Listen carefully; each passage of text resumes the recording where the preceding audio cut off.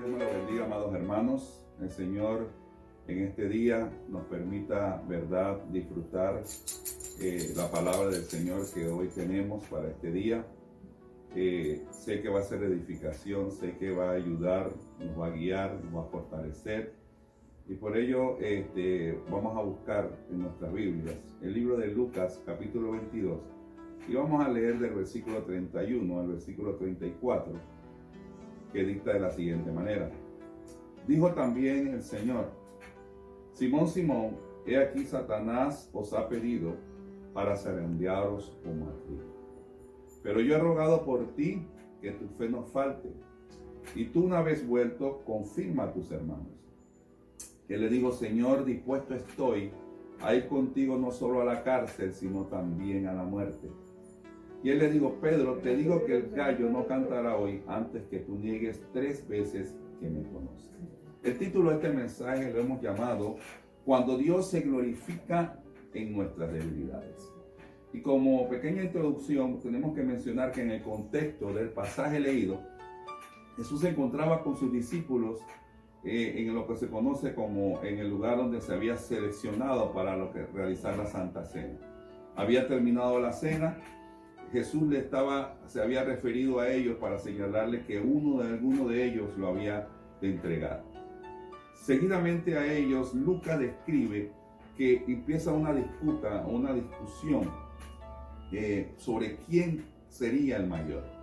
Y esto se daba porque en las cenas judías, mientras que el anfitrión se ubicaba en el centro de la mesa, las personas que estaban a su izquierda y a su derecha, en el orden de cercanía, se consideraba el orden de importancia que tenían para ese anfitrión. De manera que en este momento los discípulos se encuentran ahora preguntándose quién iba a ser mayor entre ellos, porque pensando en cuál de ellos estaba más cerca del Señor. Jesús, una vez más, porque ya no es la primera vez que lo realizaba, les aclaraba que aquel que sería el mayor en el reino de los cielos era aquel que estuviese dispuesto a servir a los demás, poniéndose él como ejemplo, diciendo: yo estoy aquí entre vosotros como el que sigue.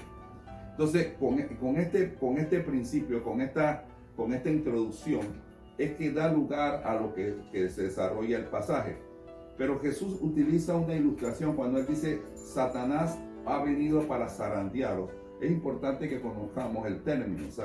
El término zarandear era una práctica que se daba en el proceso de la siega del trigo.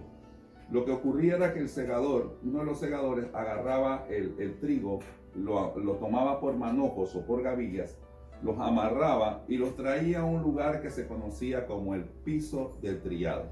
En este lugar, otro segador venía y tomaba todos los arbustos del trigo, los desamarraba y con un trinche empezaba a tirarlos o a levantarlos hacia el aire para que la brisa se encargara de llevarse la cizaña o aquello que no era producible dentro del trigo. El trigo, por su peso, caía en el piso y quedaba entonces el trigo preparado para el proceso del trillado, que consistía en la separación final del grano del resto de la membrana del trigo.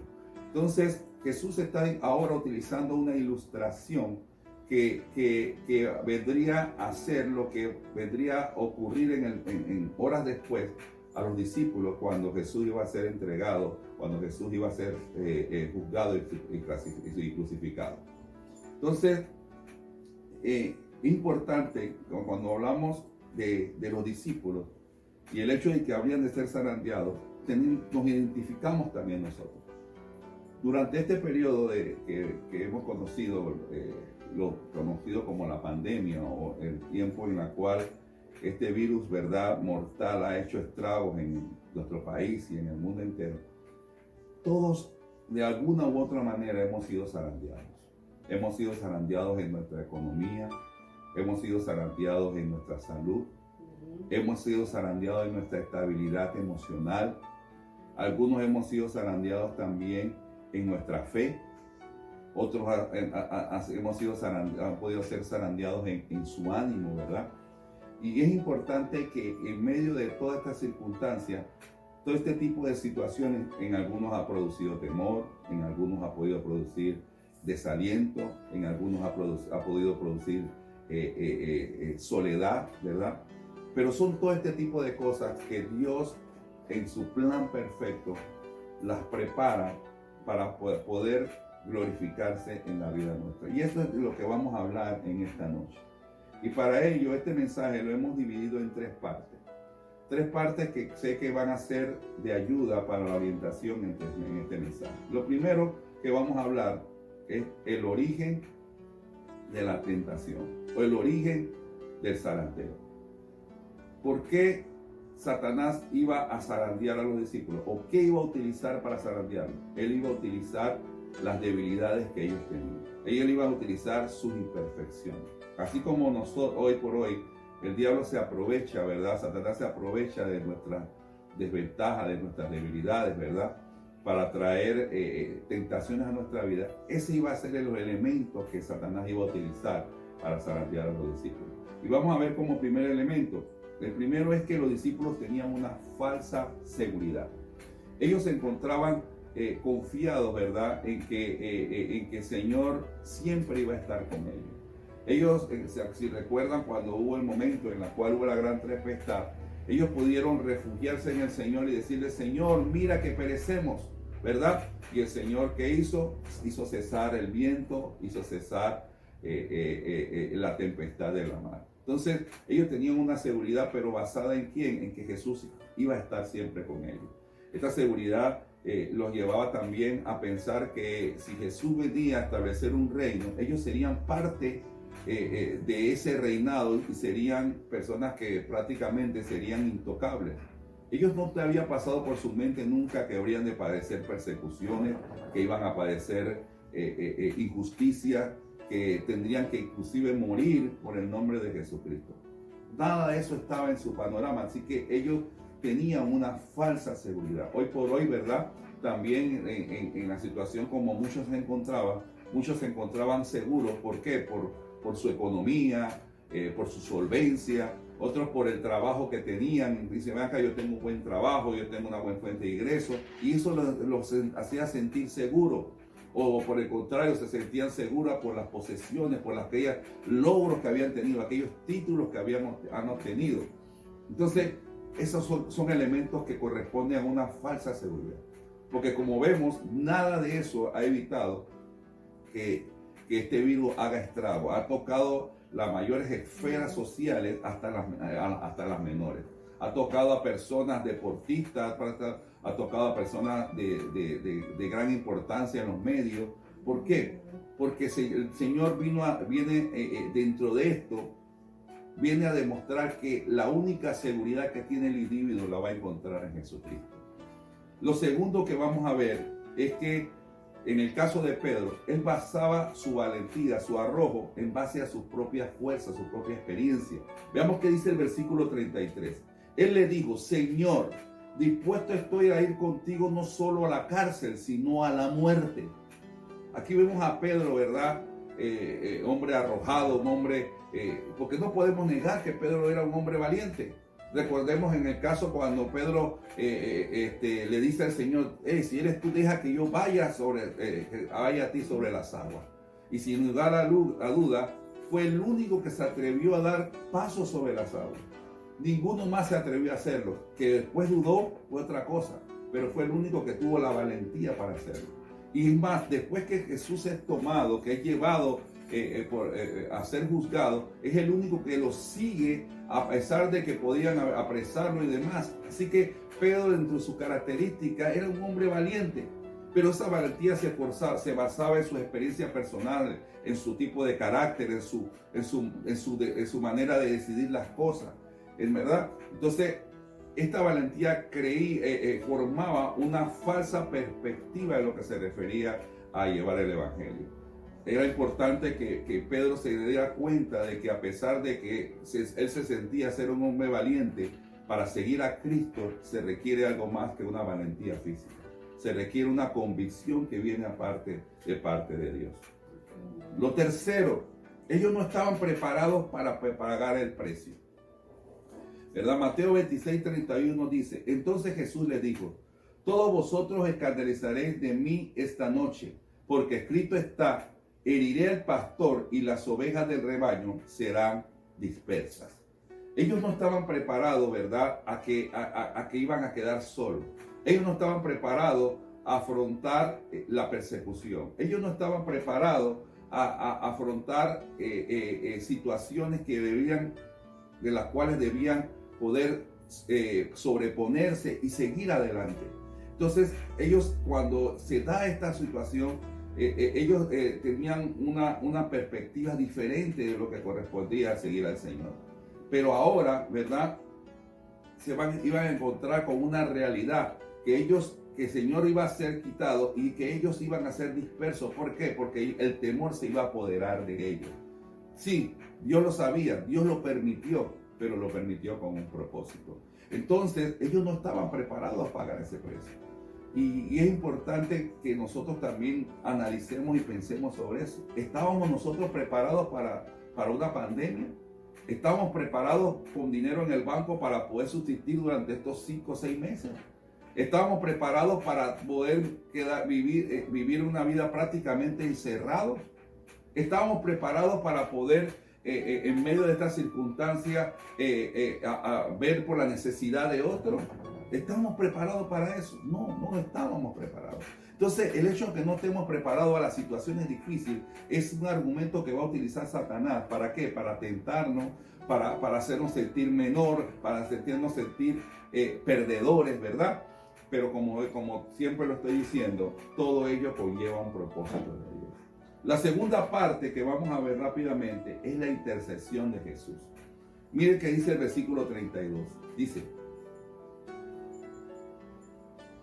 El versículo 32 dice de la siguiente manera: pero yo he rogado por ti que tu fe no falte.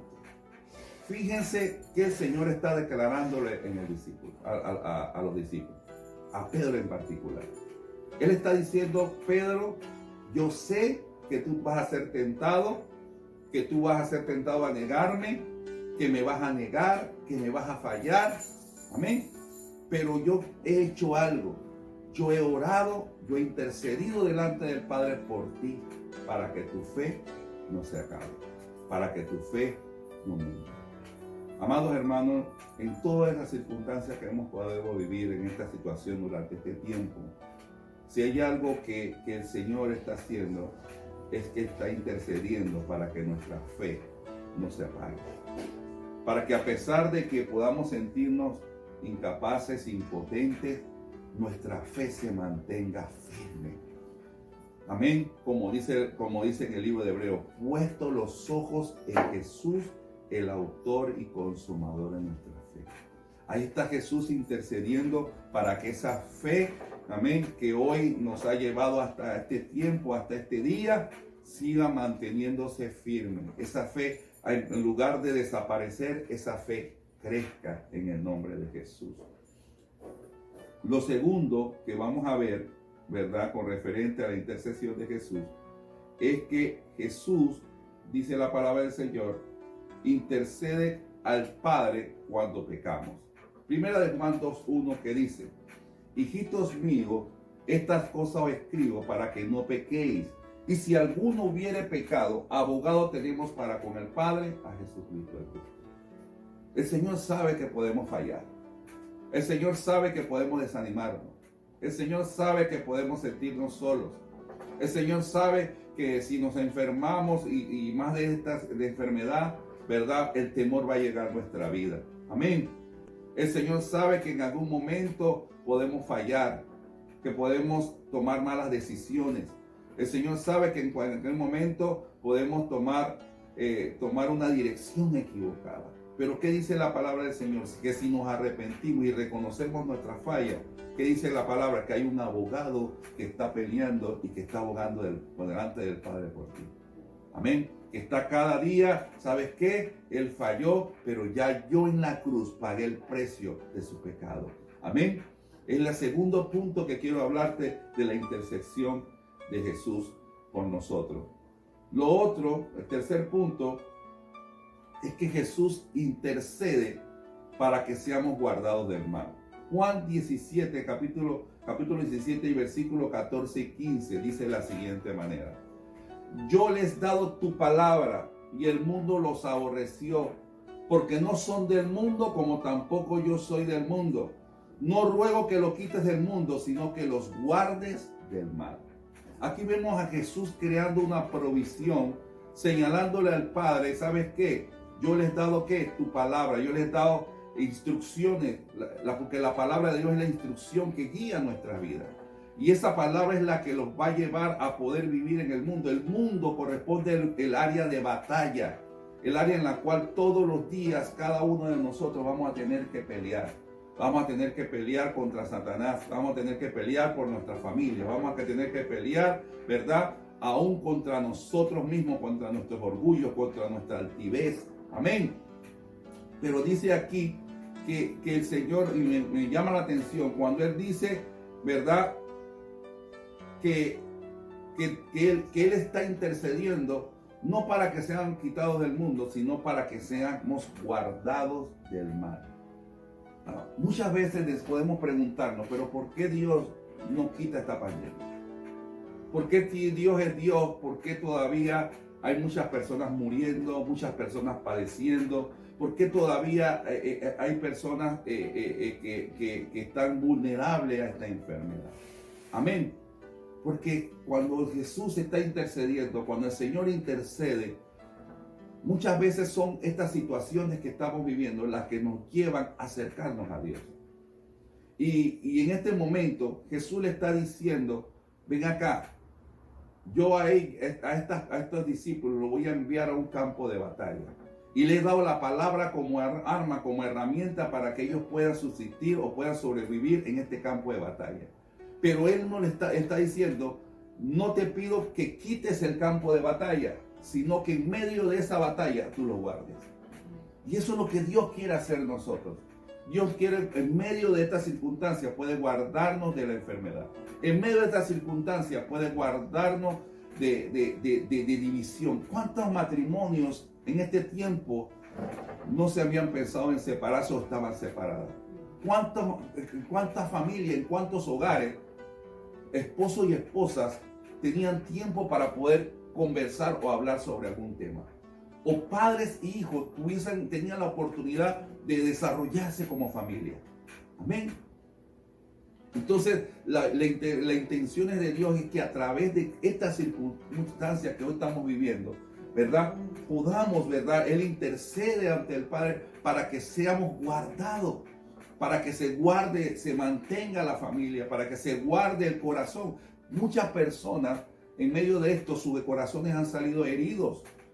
Todas esas personas que tienen 25, 30 años de trabajo y que le dicen: ¿sabes qué? Vamos a un mutuo acuerdo para poder empezar porque no puedo. ¿Cómo estarán esas personas? Muchas estarán molestas, muchos estarán heridos por la compañía que lo contrató. Amén. Pero dice la palabra del Señor que Jesús está intercediendo para que nuestro corazón sea guardado.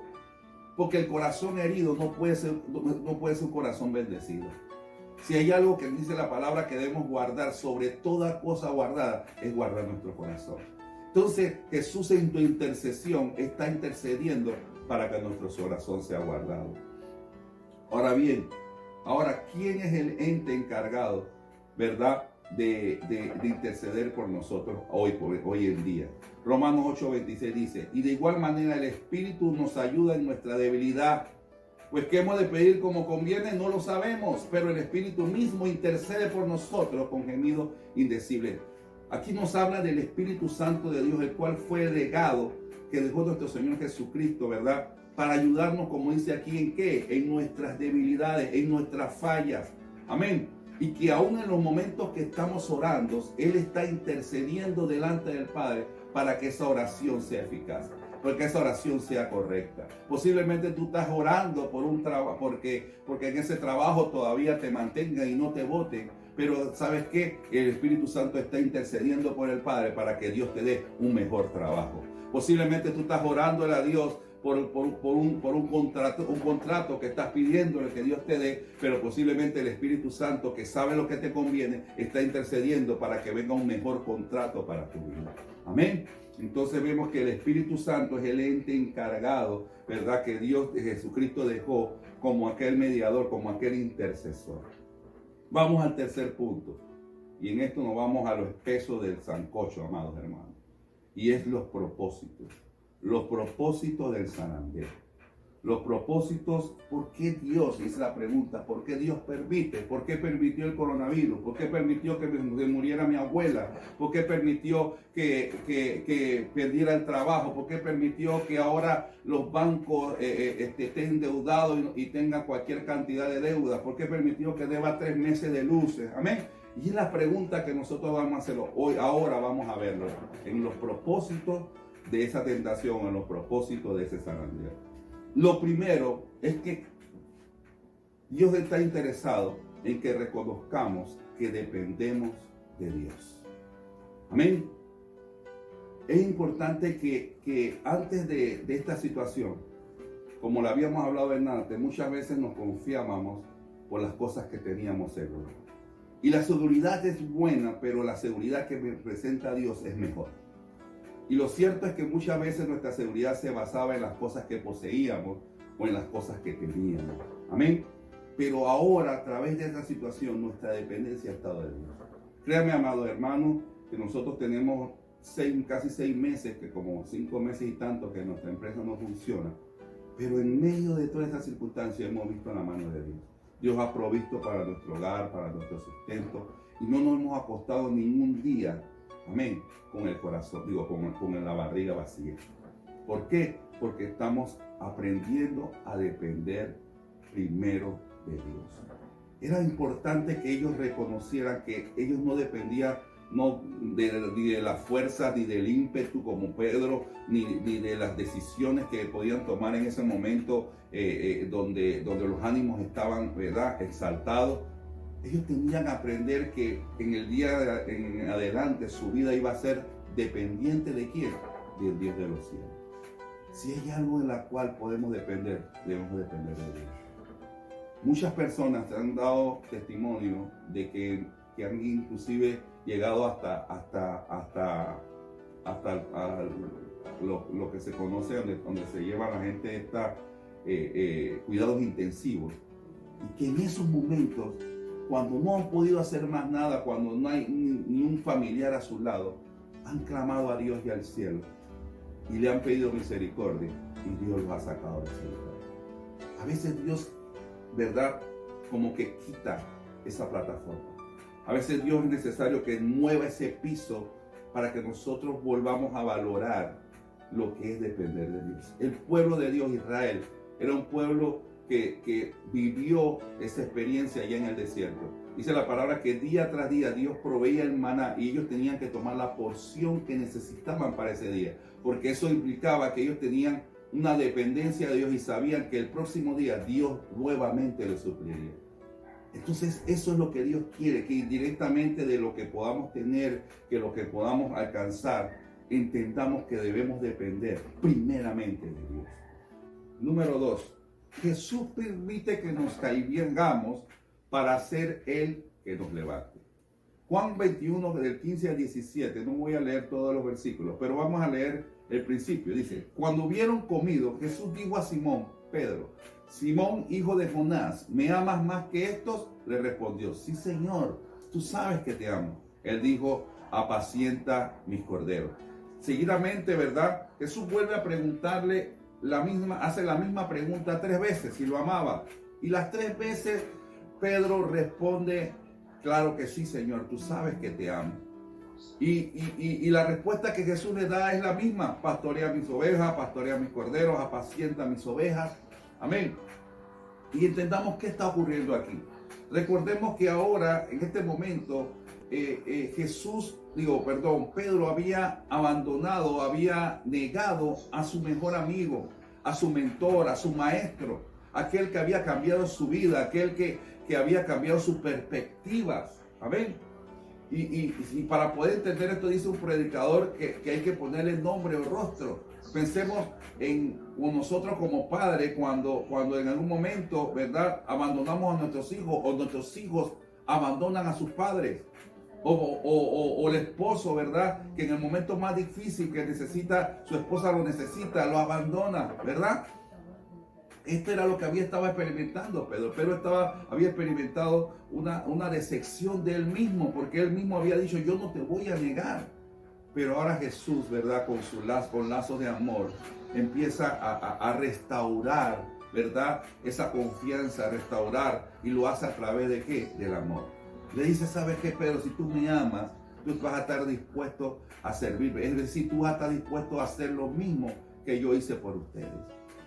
Y de esta manera ese ministerio que Pedro tenía se restaura. De esa manera ese Pedro que se había caído ahora es levantado. Yo quiero decirte algo en esta noche.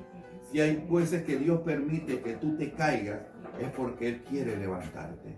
Yo le he podido experimentar muchas veces cuando circunstancias difíciles, circunstancias apremiantes, solamente he ido al Señor. Y he visto cómo el mismo Señor me ha dado ese ánimo, esa fortaleza, esa fuerza para seguir adelante.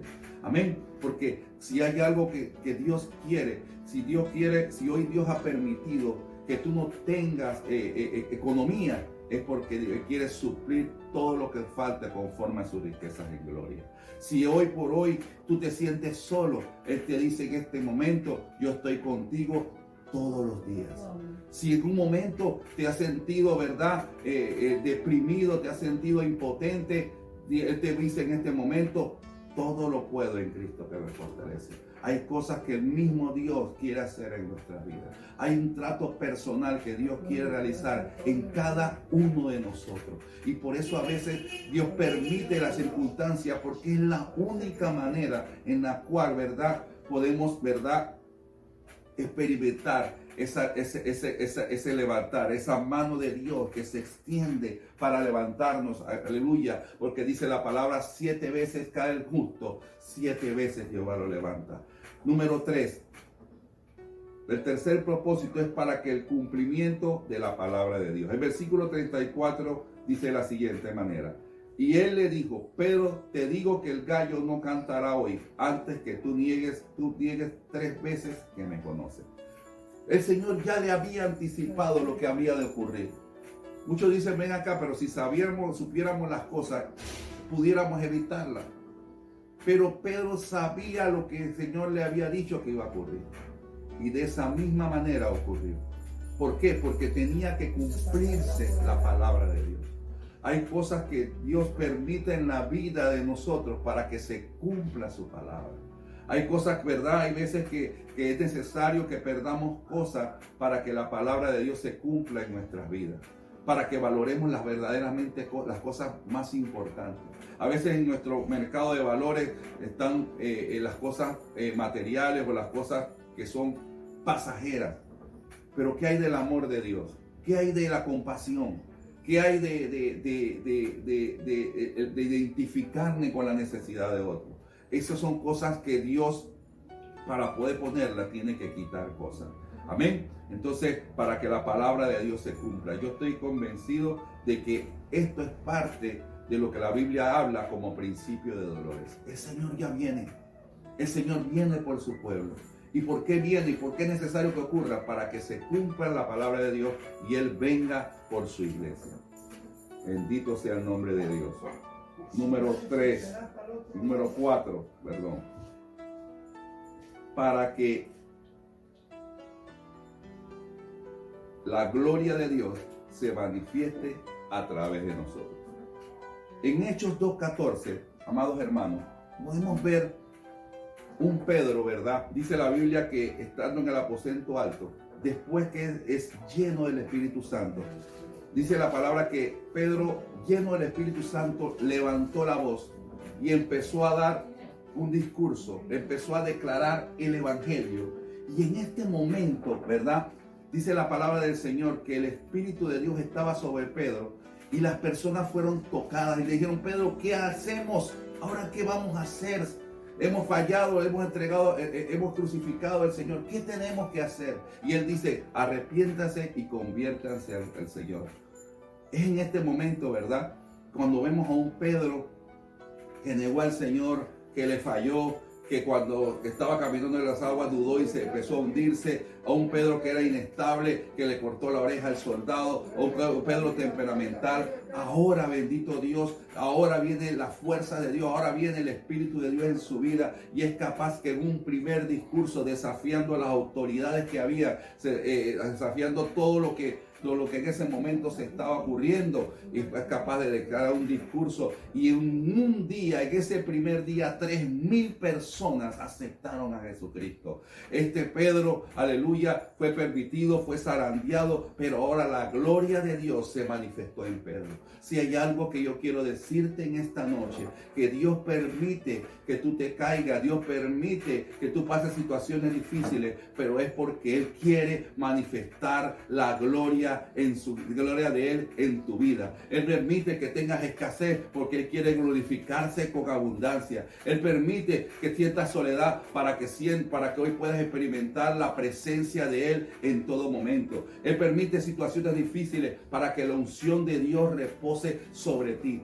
Jóvenes de Casa Carismática Belén, Dios quiere hacer nuevas y va a hacer nuevas cosas en nuestra iglesia y los va a utilizar a ustedes y ha permitido este momento, este tiempo, aleluya, para que lo mejor que hay en ustedes florezca, para que su gloria se manifieste en ustedes, en los líderes, en la iglesia, en cada uno de nosotros.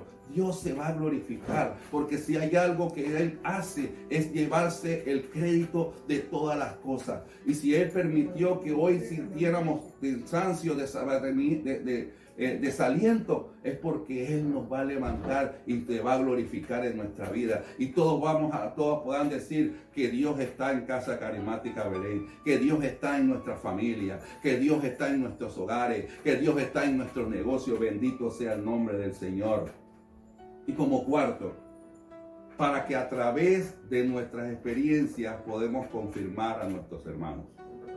Lucas 2:32, la parte B, dice de la siguiente manera: pero yo he rogado por ti, que tu fe no falte, y tú una vez vuelto, confirma a tus hermanos. A ver, si vemos aquí, ¿verdad? Ahora Pedro, ¿verdad? Se le está dando instrucciones. Se le está diciendo, tú vas a fallar, te vas a equivocar, amén. Pero después que falles, yo te voy a levantar. Y eso ocurrió cuando en la resurrección. Pero después de eso, yo te voy a usar y me voy a glorificar. Pero después de eso, tú vas a poder confirmar a los demás. ¿Y pues saben por qué podía confirmarlo? Porque él había experimentado. Él podía decirle a las personas que se sentían o que habían abandonado al Señor o que se habían olvidado de Él, ¿sabes qué? Yo también lo hice. Y si hay algo que hoy, ¿verdad?, puede servir como instrumento en el ministerio, son las experiencias vividas. Todas las experiencias que hemos podido disfrutar o que hemos podido pasar, durante este periodo, son experiencias que Dios ha permitido para que podamos confirmar y alentar a otras personas. Yo recuerdo que cuando nuestro matrimonio estaba al borde del precipicio, cuando Dios entró en nuestra vida, Dios, una vez que entró en nuestra vida, yo en mi perspectiva, en mi carácter, era una persona machista que creía que solamente yo debía suplir con la necesidad y que eso era suficiente. Yo empiezo a conocer a Dios y empiezo a entender que Dios obraba de manera diferente. Y Él cambia mis prioridades, cambia mis necesidades. Pero ¿saben qué? Eso me ayudó a que muchas personas, hoy por hoy, hemos ayudado a parejas, hemos ayudado a individuos, a hombres que se creen autosuficientes y lo hemos podido confirmar que ese no es el mejor camino. ¿Por qué? Porque Dios nos permitió experimentar esa situación. Y es una de las cosas que tenemos que entender. Hoy podemos sentirnos solos, hoy podemos sentirnos abatidos, podemos sentirnos cansados. Pero ¿cómo podemos darle el mejor consejo a una persona que esté pasando por lo mismo? Amén. Cuando hemos pasado por esa situación. Podemos decirle, ¿sabes qué? Hoy te caíste, pero Dios te puede levantar. ¿Y por qué te puede levantar? Porque lo hizo conmigo. Jesús le estaba diciendo a Pedro, así como hoy yo te levanto, tú seas instrumento mío para levantar a los otros. Y aquí vemos uno de los mayores propósitos de Dios en nuestra vida. Él permite que nos caigamos, Él permite que nos tropezamos, Él permite que nos equivoquemos, aleluya, pero para que podamos ayudar a otros que se han caído, que se puedan levantar, para que ministerios que se han apartado, se han apagado, se vuelvan a encender, para que esa chispa, esa llama que se ha ido apagando, podamos encenderla en el nombre de Jesús. Conclusión. Hemos visto a través de este estudio que aunque el proceso de zarandear no parece ser motivo de alegría, ¿verdad? A nadie le gusta zarandear, ser zarandeado. A nadie le gusta pasar necesidad. A nadie le gusta pasarse encerrado en un lugar. Pero veamos que en el proceso, el motivo por el cual se hacía era para poder separar del grano de trigo, quitar lo que no sirve y poder obtener lo que sirve, que era el grano. Entonces, el proceso de zarandeo tiene como finalidad sacar lo mejor de nosotros. Casa Carismática Belén, cabeza de familia que me escuchas en este momento. Lo mejor de Dios está por venir. Porque si Él ha zarandeado tu vida, es porque Él está quitando aquello que hay que desechar, aquello que ha impedido que tu ministerio florezca, aquello que ha impedido que tu familia, aleluya, busque y le sirva a Dios, aquello que ha impedido por años, aleluya, que tú desarrolles ese ministerio para el cual Dios te llamó. Por eso te digo en este momento, si has pasado situaciones difíciles, si te has equivocado, si le has fallado a Dios, este es el momento, aleluya, en la cual Dios quiere decirte, yo te levanto. Dios quiere decirte, yo te fortalezco. Quiero decirte, yo te uso. Dios quiere decirte, yo te voy a llevar de gloria en gloria. Oremos. Señor, Padre eterno, gracias te damos por tu palabra. Señor, sea bendecido este mensaje, sea bendecido, mi Dios, Padre de la gloria, las personas que hoy lo escucharon. Te pido, bendito Dios, que el propósito por la cual, oh Dios, tú nos has permitido traer esta palabra, se cumpla en la vida de cada uno de nosotros, oh Dios. Sabemos, Señor, que hemos sido zarandeados y que de seguro en el transcurso de nuestra vida esto podrá volver a ocurrir, pero todo tiene una finalidad en el Dios. Sabemos también, mi Señor, que al final de ello, tú, oh Dios de los cielos, quieres establecer tu reino a través de tu iglesia, a través de cada uno de nosotros. Por ello, bendito Dios, te doy gracias por la palabra, pero también oro, mi Señor, porque el propósito establecido para cada una de las personas que hoy oye este mensaje, mi Dios, se pueda cumplir. Para aquellos matrimonios, Señor, que han sido lacerados, hoy puedan ser unidos por ti. Para que tu Espíritu Santo actúe, mi Señor, intercediendo en la vida de cada uno de mis hermanos, en sus hogares, en su familia. Para que, bendito Dios, podamos testificar de tu gloria, porque sabemos, mi Señor, que tú te glorificarás en cada aspecto de nuestra vida, en nuestra vida familiar, en nuestra vida, Padre de la gloria, social, Padre mío, en nuestra vida, mi Señor, cotidiana, en nuestro ministerio. Tú vas a glorificarte, mi Señor, porque como hemos dicho en la conclusión, lo mejor de Dios está por venir. Gracias te damos, Señor, en el nombre de Jesús. Amén y amén.